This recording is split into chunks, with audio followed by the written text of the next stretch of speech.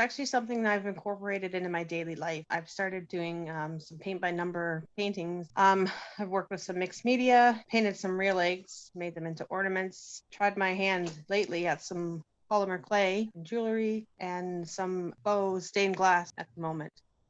So these have been really a whole game changer to me. I cannot really begin to express how important these programs have been to me. Some days I might not say anything when I come in the door. I might not be able to really articulate much.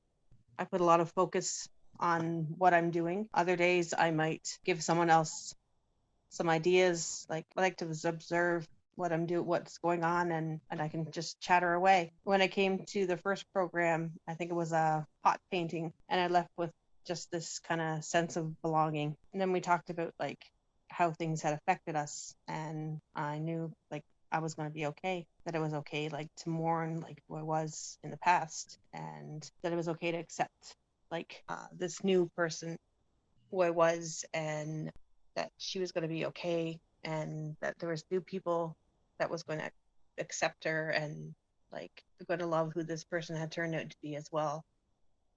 That the cracks and the bumps and the scars don't matter when we can learn to grow and help and love each other through our art and what we learn, and it just reflects on who we are.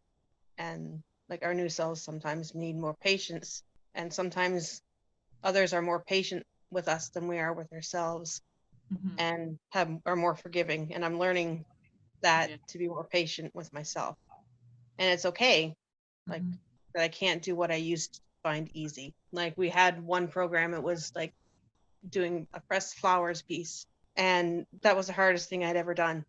And I could not, for the life of me, get it put together. I deconstructed all the flowers for some reason. I tried to put it together, and I had to ask for a lot of help. I couldn't even like use the tweezers. I couldn't do anything. But on the other hand, doing something like glass cutting, could cut it, I could arrange it, no problem.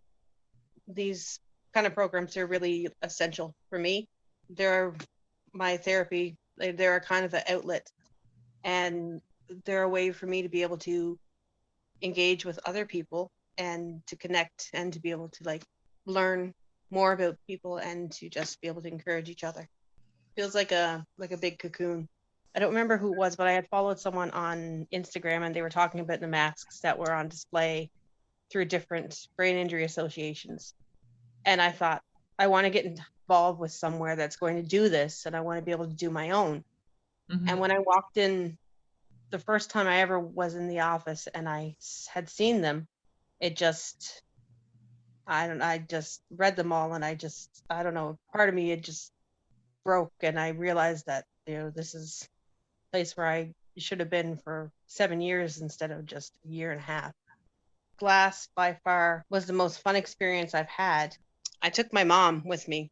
She was just beside herself. She actually had an undiagnosed brain injury since she was a young teenager.